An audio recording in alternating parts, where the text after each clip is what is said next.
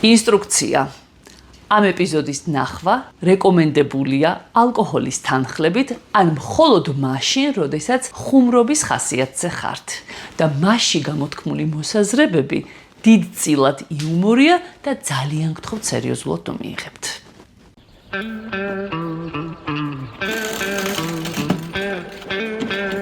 მზედა კარგი ამინდი თეკლასა და სანდროსთვის ავტომატურად გასეირნებისა და ატრაქციონებზე გართობის შესაძლებლობას ნიშნავს. სანამ ტყუპები საქანელებზე ქანაობენ, დროს ვიხელთებ და რამდენიმე სიტყვით ჩემს ვირტუალურ და რეალურ სახესა თუ იმიჯზე მოვიყვებით. ანუ იმაზე, როგორ აღმოქვამთ თქვენ და როგორი ვარ სინამდვილეში. ახლა ვათვალიერებდით თქვენს კომენტარებს. და ბევრ კომენტარში წერია, რომ მე ვარ ძალიან თბილი, ტკბილი და საყვარელი არსება, არ დაიჯეროთ ხალხო. ეს არის ვირტუალური სამყარო და შეიძლება შეგექმნათ ძალიან არასწორი წარმოდგენა ადამიანზე. და ეს ამბავი სასწრაფოდ რომ გამოვასწორო, თელს ეპიზოდს მივუძღვნი იმას, რომ თქვენ შედარებით ადეკვატური და რეალური წარმოდგენა შეგექმნათ ჩემზე. და დარწმუნდეთ, რომ არც ისეთი თბილი, ტკბილი და საყვარელი ვარ, როგორც ვჩამვარ. საქანელებზე გართობით გული რომ იჯერეს, სასრიალოზე გადაინაცვლეს. ქუჩაში უსაქმოდ გატარებული რამდენიმე საათის გამო თავი დამნაშავედ რომ არ ვიგრძნო, ცდილობ სულ მახსოვდეს, რომ ცოტაოდენი დ-ვიტამინი და ფიზიკური აქტიურობა ბავშვებისთვის ძალიან სასარგებლოა. ისე ეს დანაშაულის შეგრძნება დედებმა როგორმე რომ მოვიშოროთ, ცხოვრება ბევრად გამარტივდებოდა. საბედნიეროდ დღეს დრო მაქვს და სიცრუეში რომ არ გაცხოვროთ, რამდენიმე ეპიზოდს მოგიყვებით ჩემი ცხოვრებიდან და დარწმუნდებით, რომ არც ისეა საქმე, როგორც ვირტუალურ რეალობაში ჩანს. და მაინც ოლღაბები ასე არ იყოს ამ ჩემს სითბოსთან და სითკბოსთან დაკავშირებით, სად ნახა მაგ შეჩვენებულმაო, სად ნახეთ ასეთი თბილი, ტკბილი და საყვარელი. სხვათა შორის, ის ადამიანები, ვისთან ერთადაც გავიზარდე და ვის სიყვარულსა და ობიექტურობაში ეჭვი ნამდვილად არ მეპარება, რას მეძახიან, იცი? წარეს. მოკლედ, ჩემი სიტყვების ჭეშმარიტებაში რომ დაგარწმუნოთ, ცოტა ხნით ჩემს და შემოვურბინე.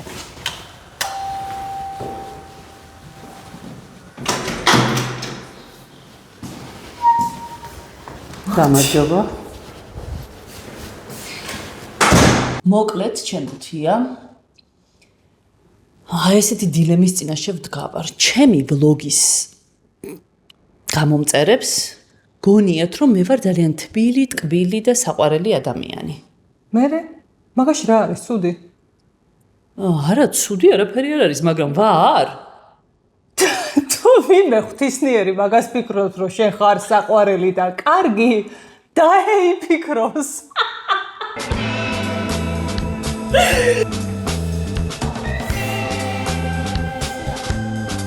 როგორც გახსოვთ, ეს ორი საინტერესო და ჯიუტი არსება რამდენიმე თვეში პირველ კლასში მიდის და სკოლისთვის უკვე დიდი ხანია ემზადებიან.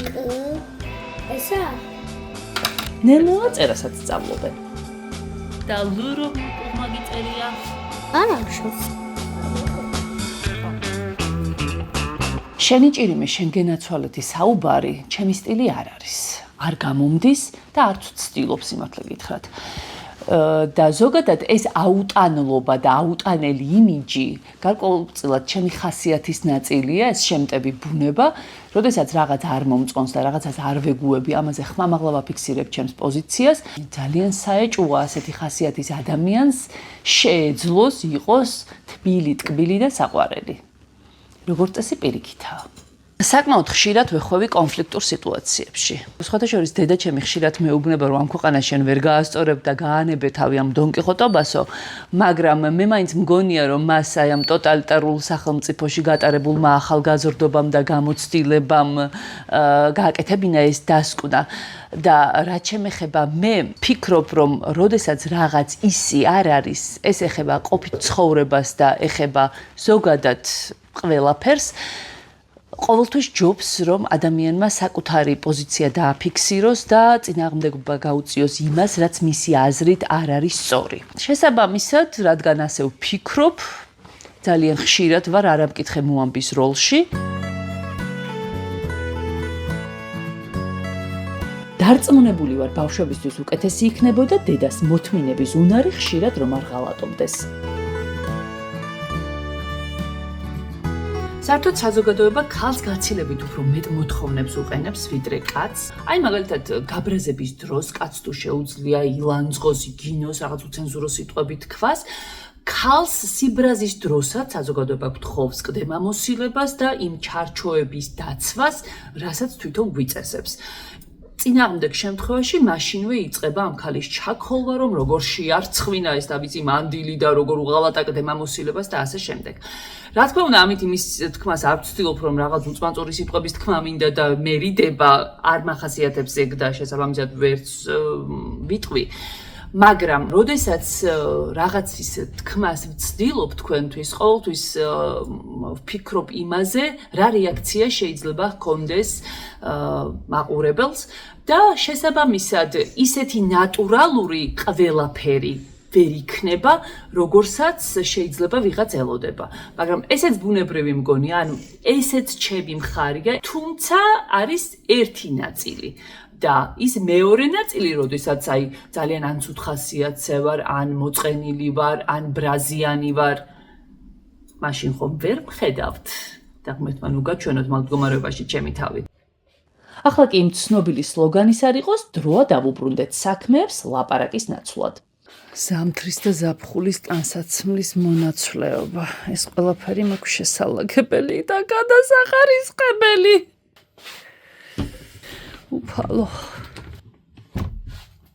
ძალიან ბევრი სასაცილო ისტორია მაქვს საჭესთან, როცა ვზივარ, აი მაშინ განსაკუთრებით და ზოგადად როგორც ხარზე წითელი ნაჭერი მოქმედებს, დაახლოებით ასე მოქმედებს ჩემზე, როცა ვიღაც საუბარს იწყებს იმაზე, რომ აი ამ საცობებში და გაუვალ მოძრაობაში მთავარი დამნაშავე მძღოლი ქალები არიან. ნუ კაცები ხომ ისე დადიან, რომ ერთ წესს არ არღვევენ. ხო და მოკლედ ერთხელ მივდივარ დასაშვების სიჩქარით, არც ძალიან სწრაფად და არც ძალიან ნელა, ჩემი გზა და მარჯვნიდან ნიჭრის მამრობითი სქესის წარმომადგენელი, რომელსაც არ ვუთმობ გზას, იმიტომ რომ ჩემი გზა და მესმის მისცი რაღაც უკმაყოფილო შორისდებულები და ოხეს ქალები რაღაცა ესეთი წამოძახილი. ნუ მის და საუბედუროდ მოგვიხდა ერთმანეთის გვერდ შუქნიშანთან დადგომა და ვეკითხები რომ მეთქი ოხეს ქალები რომ წამოიძახეთ მეთქი თქვენი აზრით თქვენი გზა იყო თქო და ვითომ ვერ გაიგო ბატონო ხო მეთქი წერან როგორ ფიქრობთ თქვენ დაარღვიეთ თუ მეთქო აუ არასწორად გაიგეთო რა გავიგე მეთქი არასწორად ესე იგი თან დამრღვევი ვარ და თან ყრუც ვარ რომ არასწორად ვიგებ რაღაცეებს თქო ვაიმეო არაო ესე სხვანაირად იფიქრეთ და ამ დროს მისასაბედნიერო დააინთო წვარე და გაიქცა ახლა რატომ ყვები ამას ნუ როგორც წესი მსგავს შემთხვევებს ქალები არ უპასუხობთ ხოლმე ნუ წავიდეს და ირბინოს და რაც უნდა ის იძახოს მაგრამ იცით რა შეასაქმე ერთხელ როდესაც გაუვა ასეც მეორედ გაუვა მესამედაც დაარღვევს მეოთხედ და იფიქრებს რომ წესები კი არ არის მნიშვნელოვანი ის არის მნიშვნელოვანი რომ ის არის რაც არის და შეუძლია ყველაფერი დაარღვიოს და როდესაც აი ჩემისთანა ნერვების მომშლელი რაღაცებს ეტყვის იქნებს სადღაც მაინც იფიქროს რომ არა აქვს ახლა ჩემისთანების თავი და წესები დაიცვას უბრალოდ მინდა ერთი ჩემი ძველი მეგობარი გაგაცნოთ, რომელიც ამ ეპიზოდში მოწმედ მყავს მოყვანილი. ვინ და სოფომ ზუსტად იცის რა ჩიტიცაა თქვენი მონამორჩილი, ჟურნალისტი, ბლოგერი და უბრალოდ აუტანელი ადამიანი. სოფო, ნახე ახლა რა შეასაქმე. ჩემი გამომწერების დიდ ნაწილს რატომღაც სჯერა, რომ მე ვარ ძალიან საყვარელი, ძალიან თბილი, ტკბილი და ზოგადად სასიამოვნო ადამიანი და ჩვენი მთავარი ფუნქცია არის სასწრაფოდ დავაკარგინოთ მათ ეს წარმოდგენა. და დარწმუნებული ვარ ამაში უარს არ ნატყვი. პრობლემაც არ არის. სოფო არის ჩემი მეგობარი და ამავდროულად კოლეგაც, მასთან ერთად მიმუშავია და მოხარშულს მიცნობს. ხალხო, თქვენ ცდებით. მოდი მოუყევი ამ ხალხს რატო ცდებიან. ცდებიან თან ძიმედ, რატო ცდებიან არ ვიცი რითი მიეცი ამისი საფუძველი, მაგრამ შემიძლია რომ თამთა ჯანაძის ერთი დილა, უბრალოდ თამთა ჯანაძის გარშემო ყოფი ადამიანების ერთი დილა მოგიყვეთ. თამთა ჯანაძე იღუძებს უკმაყოფილო. აი ის გაღვიძების, აი ხო არიან ადამიანები რაღაც სარკეში რო თავის თავს ეუბნებიან რა კარგი დილაა, მე რა ლამაზი ვარ, რა კარგი ვარ. თამთა ჯანაძე ყველაფერს აკეთებს პირიქით. ეს არის ადამიანი, ვისაც შეუძლია ერთ წინადადებაში გამოხატოს უკმაყოფილება იმით, რომ რამე თემაზე უშვებენ გადაღებაზე, გარეთ როგორი ამინდია, თანამშრომელმა ნერვი მოუშალა, დილას ბავშვები მააჩხუბეს, პარალელურად ბავშვს ელაპარაკოს რომელიმეს და ლანძღოს იმის გამო, რომ იმან თქვათ რამე იტკინა ან რამე გამორჩა და ამის პარალელურად თუ დაგინახა, რომ შენ ყავის ჭიქით ხელში შემოხვედი ოთახში, შენც მიგაყოლოს აი ამ ქაოსში და კარგად გამოგთათხოს იმის გამო, რომ თვითონ როცა აი ამ ამბავშია და ითათხება, ილანძღება და ჩხუბობს, შენ ამ დროს საიდან გაქვს ყავის დალევის დრო, საერთოდ და უსაქმური ხარ და საშინელი ადამიანი და არ ვიცი რა მოგცათ საფუძველი, რომ საყვარელ და ტკბილ ადამიანად გეჩვენებათ, თუმცა მინდა გითხრათ, რომ ხო, ძალიან საინტერესო და სასაცილო ადამიანია, თუმცა ტკბილს და საყვარელს ნამდვილად ვერ დავუძახებთ. შეიძლება იმიტომ, რომ ძალიან კარგად გიცნობ, ვლოგიდანაც არასოდეს არ დამჩენია რაიმე ისეთი მსგავსი შთაბეჭდილება, რომ ან საყვარელი უნდა იყო და ან ტკბილი. პირიქით, იქაც ჯერ მარტო რაღაცა თემებს აკეთებ ისეთებს, რომ ხალხი ერთმანეთს ხოცავს. მეც ჩავები რამოდენიმე დისკუსიაში და თან გახსენებდი ესე პერიოდულად. ხო და მართლა მაინტერესებს დიდი სიამოვნებით შეიძლება რომ ვთხოვო შენს გამომწერებს, რომ აი ამ ვიდეოს ქვემოთ თუ შეიძლება პატარა კომენტარი დაწერონ და გვითხრან, რამ აფიქრებინათ, რომ ტკბილი და საყვარელი ხარ. სოფოს სიტყვების დასადასტურებლად კიდევ ერთი ამბავი მინდა გავიხსენო. აი ეს არის ჩემი ეზო და ამას წინათ დილით უთენია გამოვდივარ გარეთ და ვხედავ, რომ ჩემი მანქანა მეზობელს ჩაუკეტავს და ძვრას ვერ უზამ. ანუ სიტუაცია რომ წარმოიდგინოთ, რომ გამოვდივარ სამ ბავშვთან ერთად, წვრილად ცრის, ცივა და ეს ბავშვები წასაყვანი მყავს სკოლაში, ბაღში და ვერაფერს ვერ ვშვები. ტელეფონის ნომერი დავინახე მანქანაზე და გამიხარდა, ვრეკავ ტელეფონის ნომერზე და კაცი შვილი ორნელს არ იღებს. ნუ ეხა ნერომ როგორც თქვენ წარმოგიდგენიათ, ისეთი მშვიდი, წყნარი, თბილი და ტკბილი ყოფილიყავი. ნუ ვიტყოდი რომ არა უშავს, ასეთებიც ხდება, ავდგებოდი და ამ ბავშვებს წავიყვანდი მშვიდად. მაგრამ ნუ რას უკაცრავად. არაფერი რომ არ გამომივიდა, ნუ ეს ბავშვები ტაქსის და ავტობუსის გამოყენებით მაინც დავარიგი ამ სკოლა ბაღში, მაგრამ რომ მოვედი და მეზობელმა დამირეკა, შედარებით უფრო განელებული მქონდა ბრაზი და ღმერთს მადლობა შევწირე, რომ მაშინ არ მიპასუხა, როდესაც გაცეცხლებული ვიყავ. იმიტომ რომ უნდა გენახათ, რა მდგომარეობაში ჩავარდი და როგორ ვგავდი დრაკონს და როგორ ვისროდი თვალებიდან და პირიდან ცეცხლს. მეზობელი არ გამილანძღოთ, იმდენი იბოდიშა, რომ იქეთ მოუხადე ბოდიში ამ ჩემი უთავბოლო აგრესიისთვის. თუმცა მაინც ვურჩიე, რომ სხვა დროს აღარ გააკეთოს მსგავსი რაღაც, რადგან მაშინ რომ მას ტელეფონის ყურმილი აეღო, დარწმუნებული ვარ, სასწრაფოდ მიიღებდა ამბილიდან გადასვლის გადაწყვეტილებას. მაგალითად, ჩემი ცხოვრება შედგება ისეთი მოსაწყენი ამბისგან, როგორიც არის ყოველდღე ნაგვის გადაყრა. მაგრამ რადგან ეს ამბავი არ მგონია ვინმესთვის იყოს საინტერესო, ამიტომ ცხადია კადრში ვერ ხვდება. ეს და ძალიან ბევრი მსგავსი უინტერესო ამბავი, რომელსაც ვერ გეტყვით, რომ დიდი ხალისით ვაკეთებ.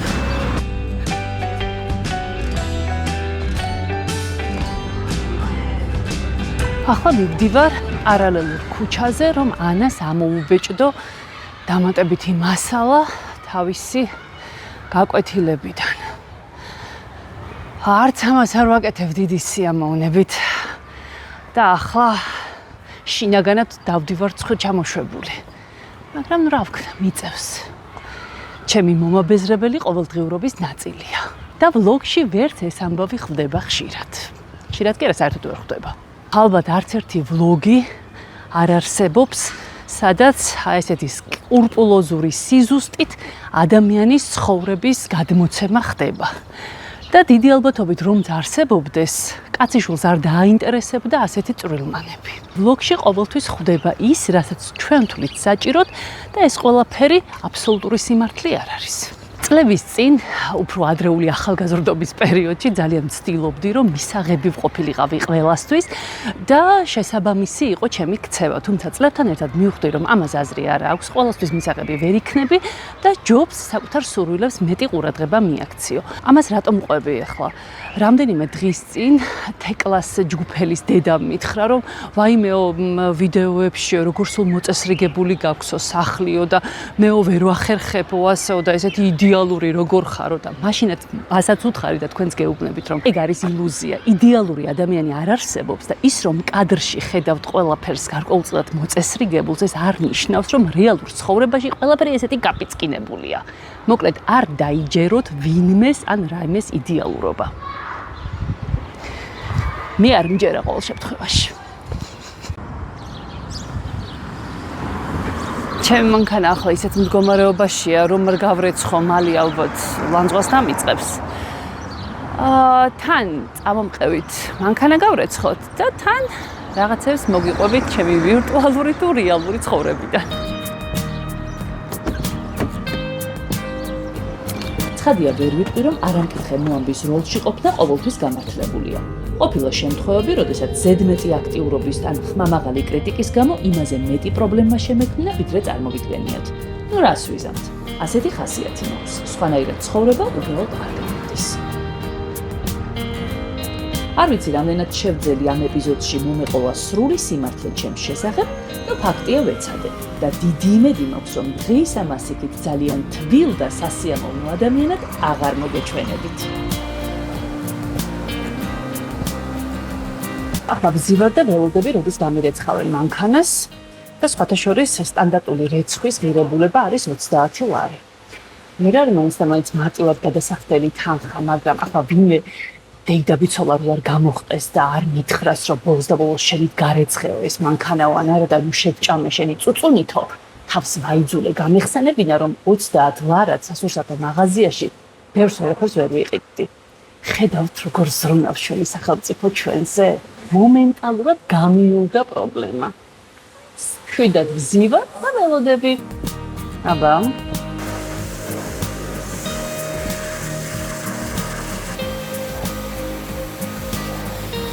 აი მოვედით მე და ჩემი გაწკრიალებული მანქანა სახლში და მეტი არ მინდა იწვიმოს.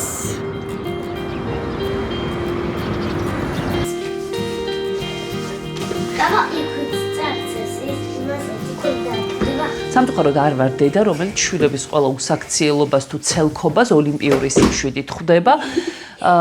ხშირად უბრაზდები ხოლმე და შესაბამისად თეკლას საყვედურები მთლად საფუძველს მოკლებულიც არ არის. ვისურვებდი, რომ უფრო შვიდი და უფრო გაწონასწორებული დედა ვყოფილიყავი, მაგრამ არ გამომდის და რა ვქნა? სხვათა შორის ამდენი იმიტომ ვილაპარაკე, რომ თქვენთვის დამენახვებინა, რამდენად მრავალფეროვანი შეიძლება იყოს ადამიანი. ის კეთილი მეც მე ვარ, ეს ბუზღუნა და ჯაჯღანა მეც მე ვარ, უბრალოდ ეს დამოკიდებულია კონკრეტულ სიტუაციაში, ჩემი რომელი მხარე მინდა გაჩვენოთ. და სხვათა შორის ეს განსხვავებულობა და ეს მრავალფეროვნება მარტო შინაარს არ ეხება, რადგან ამას წინათ მაღაზიაში შემხვდა ჩემი ერთ-ერთი გამომწერი, რომელიც ძალიან აღფრთოვანდა იმის ნახვით, რომ რეალურად გაცილებით უფრო გამხდარი და ახალგაზრდა აღმოჩნდი, ვიდრე კამერაში ვჩანვარ. აბა და ამის აღმოჩენამ ძალიან გააბედნიერა ისიც და მეც. თეკლა, იცი ჩემზე რას ამბობენ? რას და ვიდეოებზე მიწერენ, რომ ძალიან საყვარელი და კეთილი და თბილი და ეგეთი ხარო და შენ როგორ ფიქრობ, როგორი ვარ? კი, კარგიც ხარ, მაგრამ როცა ჩხუბთა ჯაჯღანებ, ეგ არ მომწონს. აჰა, და როგორ უნდა მოვიქცე, რა გავაკეთო? უნდა გამოვკეთდე ასე და არ უნდა მოიქცე ასე. მე ასე იქნები და მე ასე გამოვკეთდები. გაიგე? აჰა, ესე იგი, თურმე ასე როცა ვიქცევი და ვჯაჯღანებ, ეიცი და ავწიო ასე და მე გამოვკეთდები და ეგეთი გავხდები? კი. რა მარტივი ყოფილა?